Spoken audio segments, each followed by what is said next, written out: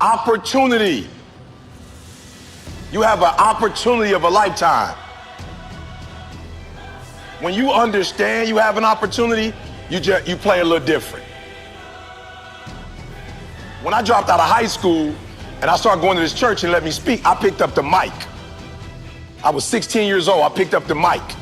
I'm not gonna say it was the best speech I ever did, but when I picked up that mic and got off that stage, I was like, yep, I can do it. So hear what I'm saying, opportunity. I got an opportunity, you got an opportunity. So here's the deal, when you have an opportunity, why would you give 80%?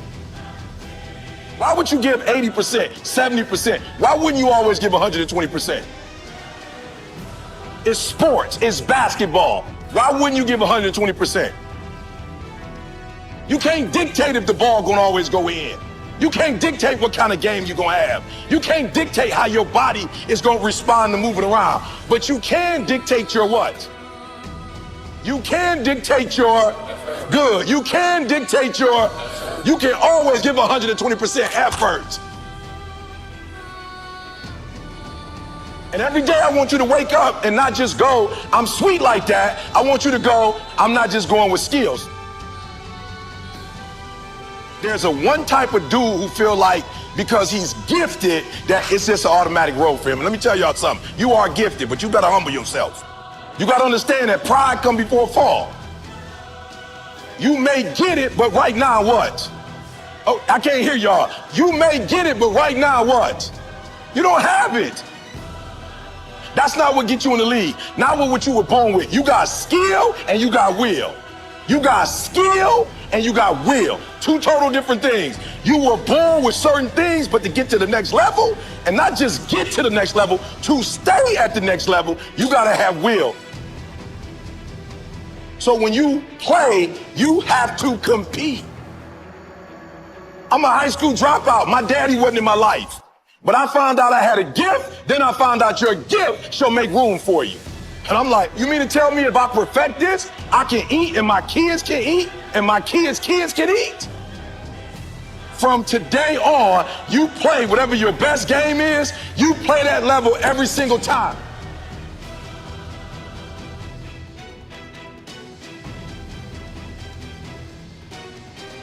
So some of you like me, I ain't have my daddy. Right, I'm from Chicago, South Side. I ain't had my father in my life. I don't know who my grandfather is. My mom got pregnant with me at 17 years old. I didn't have the people in my life that were supposed to be in my life, so I made some stupid decisions, dropped out of high school, homeless, living in abandoned buildings, eating out of trash can. I promise you, if a speaker came, I was like some of y'all, I wasn't saying nothing, but guess what happened? Guess what happened? Yup, one day I got a why. Got married, I had a son, and everything changed for me. That's why I'm asking you, who do you love? So when people ask me, E.T., why you get up at 3 o'clock in the morning? Why you putting videos up every day at 3 o'clock in the morning on Instagram? Number one, because I want to be the best that ever done it. Like, I honor my craft. I want Dr. Martin Luther King to look at me and go, that's it, kid. I want Malcolm X to look at me and go, that's it, kid. Just like you got the Hall of Fame in basketball, I want to be the Hall of Fame in speaking. I want all the greats to look at me and go, that's it right there. Number one, I'm competing against everybody else in the world. I'm not mad at them, I'm not against them, but when you number one, you don't have to negotiate with your check. I remember when I was like number 25 or something, they would be like, okay, you got to fly here, you got to fly. Now I tell people how I fly. I tell people where I stay, where I don't stay. So number one in the world, what happened? One day I woke up and was like, I got to do this for my wife. Like, I don't know what happened, but she called me like, yo, E, I'm lost. I'm like, what you mean we lost? We live in Lansing, can't be lost. She's like, I'm lost, I got a brain fog. Took her to the hospital, found out she had MS.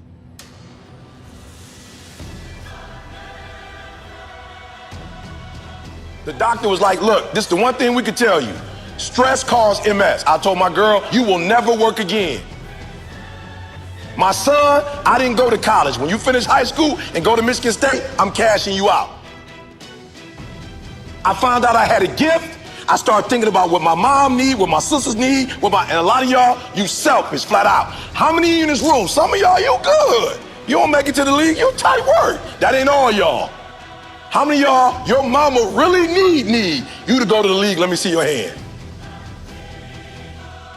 Hands down, I'm gonna say it again. How many of y'all need to move your mama out that neighborhood and y'all need to put your mama in another neighborhood and the league is how you gonna get there? Let me see your hand. So what I'm trying to tell you is, while you playing, it might be some cats in the league who really are going or who do come from privilege and you like thinking you them. I promise you, I ain't stupid. I ain't Tony Robbins. I don't come from where he come from. I don't come from where Kiyosaki come from. I don't come from where Zig came from. My mama barely finished Dunbar. I'm from the south side of Chicago. I ain't had no safety net. You acting like if you don't make it to the NBA, you got like some second opportunity that's gonna pay you $100 million. How many of y'all in the room right now, your mama got a safety net? So, other than you making it to the league, you got another way where you about to make $100 million. Let me see your hand real quick. For real, because that's what you acting like. Now, if your parents got that, hey, you good. But some of you, your mama ain't got that. So when you hoop from now on, I don't want you to see basketball. I want you to see your mama getting out the hood. So every time you get your handle straight, your mama is that closer to doing what? Every time you get your character straight, you heard what the man said. He said that they got to choose between the two of y'all. They not choosing the snotty-nosed dude who think he everything, who don't speak to people. You know when they always pick me, I always ask, why y'all pick me and not the other speakers? They say, because you easiest to work with. Because when you come, you don't talk down to nobody. You clean up behind yourself. He just said, I'm a grown man. They say you clean up behind yourself. You don't cause problems, E. Number one, this is not about basketball. This is about who? Yourself and then who? Your family.